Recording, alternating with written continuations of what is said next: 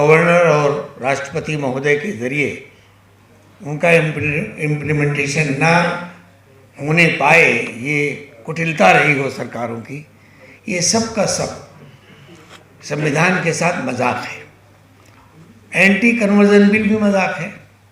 जब संविधान की मौलिक अधिकारों में, फंडामेंटल राइट्स में आर्टिकल 25 कहता है कि ज़मीर की आज़ादी, फ्रीडम ऑफ कॉन्शियस, कोई भी फेथ किसी को पसंद है, वन में embrace particular set of faith, कोई भी आस्था का अपना तरीका अपना सकता है, उस पर व्यवहार कर सकता है, प्रैक्टिस, और उसका प्रचार भी कर सकता है। लेकिन एंटी कन्वर्जन बिल तो कॉन्स्टिट्यूशन की रूह के खिलाफ है और ये सरकार ही कर रही है, और इससे पहले की सरकारों ने भी किया है। इससे पहले सरकारों ने किया है, जो सन 56 में अमेंडमेंट हुआ, फिर 90s में अमेंडमेंट हुआ कि ये फेथ अपनाएंगे तो आप आदिवासी और दलित रहेंगे, ये फेथ अपनाएंगे तो नहीं रहेंगे। ये विरोधाभास क्यों हो रहा है? क्योंकि हम भारत के आदिवासी या इंडिजिनस सो रहे हैं। इससे पहले मैंने मेरे अपने जाति तजुर्बे में भी रहा है, 57-58 साल का मेरा जो जाति तजुर्बा रहा है, पॉलिटिकल अलाइंसेस का रहा है। देश में पॉलिटिकल अलाइंसेस हुए हैं, अलग अलग खित्तों में हुए हैं, आज भी हो रहे हैं। लोग कहते हैं it's the era of the political alliances. कोई भी पार्टी सिंगल पार्टी सरकार नहीं बनाती, राजनीतिक गठबंधन का युग है। आज की जो कोशिश, हमारी पहली कोशिश नज़र आ रही है, ये सामाजिक गठबंधन की ओर एक पहला माइलस्टोन है। और जब तक हमारे इस बड़े देश में, जो हेट्रोजेनिक देश है, जो डाइवर्सिटीज़ का देश है, जो विविधताओं का देश है, जब तक सामाजिक इसमें गठबंधन नहीं हम खड़ा करेंगे, कोई भी राजनीतिक गठबंधन मैं नहीं समझता हूँ कि वो प्रभावी हो सकता है, इफेक्टिव हो सकता है। ये कोशिश हालांकि अलग अलग पार्टियों के तौर पे किया है। कुछ दिनों तक उत्तर प्रदेश की पार्टी थी जिसने जातीय समीकरण के नाम से सम्मेलन किए। सम्मेलन होते थे, वर्कशॉप नहीं होते थे। नेता बोलते थे काशीराम मेमोरियल मैदान में, कभी परिवर्तन चौक के मैदान में, एक जगह में भी शरीक हुआ, लेकिन वो नेताओं के भाषण होते थे, कैडर तैयार करने की बात नहीं होती थी। बीबीए ने ये कोशिश शुरू की, अल्हम्दुलिल्लाह all India Muslim personal group ने इसको इंडोर्स किया, सराहा, अप्रिशिएट किया, और ये जो ताकत बनने जा रही है देश में, इस देश के स्वरूप को बचाने की ताकत बनेगी, दस्तूर की रूह को बचाने की ताकत बनेगी। और अगर ऐसा नहीं होता है तो एक शब्द शायद की ज़बान में कहा जाए तो गलत ना होगा कि न समझोगे तो मिट जाओगे हिंदुस्तान वालों, तुम्हारी दास्तान भी न होगी दास्तान। बहुत संजीद, बहुत गंभीर खतरे हैं। बार बार जिक्र आया स्पीकर की तरफ से कि मुसलमानों पर मॉब लिंचिंग का मामला है, बुलडोज़र का मामला है। अब तो यहाँ तक हो गया है कि आपको कोई काम नहीं करने देंगे। अभी कल कुछ कारोबारी लोग मेरे साथ बैठे थे, मेरे पास आए थे, बात कर रहे थे कि अगर हमारी ब्रांड खाने की दुकान की अच्छी चल जाती है, बाबा बिरयानी, तो कहा जाता अच्छा कमाने लगे हो। तो अगर हम डेवलपर होकर 2-4 साइट बना देते हैं, फ्लैट बेच देते हैं, कुछ कमा लेते हैं, तो कहते हैं अच्छा तुमने दिया नहीं चीफ मिनिस्टर को 10 करोड़, 2 होना तुम पर एनएसए।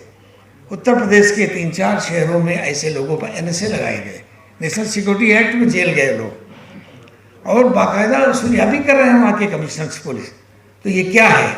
ये मौलिक अधिकारों का हनन है, और इससे लड़ाई लड़ने का तरीका एक ही है, सिर्फ हमारे बीच में राजनीतिक गठबंधन ना हो, सामाजिक गठबंधन किया जाए। हम एक दूसरे के साथ सामाजिक रिश्ते बनाएं, ये जो मुलाकातें हैं ये हमारे रूटीन बन जाए। और ये सिलसिला सिर्फ 4 वर्कशॉप तक नहीं रहे।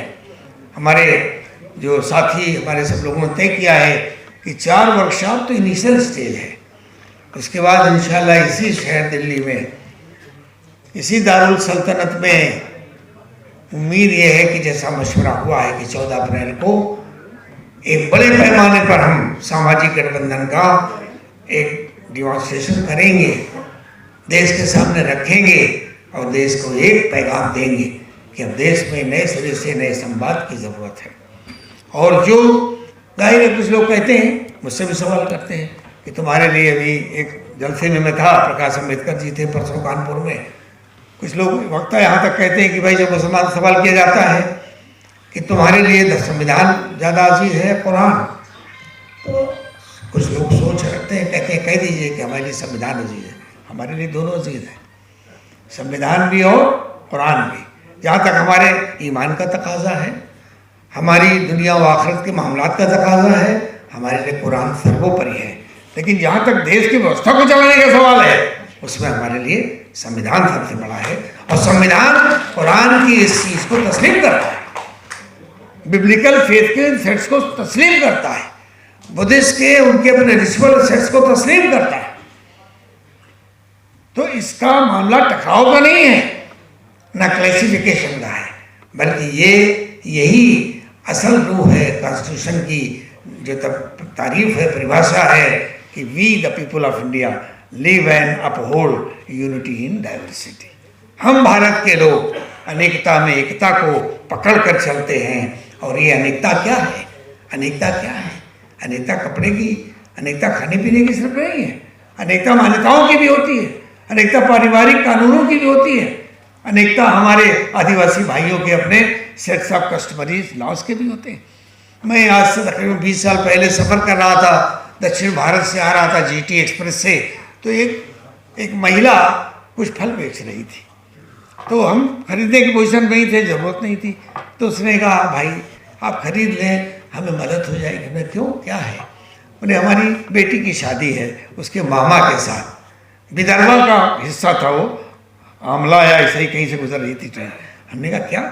बोले हमारे यहाँ भाई शादी तय हो गई, हमारा जो छोटा भाई है, हमारी बेटी है, उसकी शादी तय हो गई, पैसे नहीं हैं विदा करने के लिए, इस तरह हम बेच रहे हैं कि लोग खरीद लेंगे, पैसे हो जाएंगे।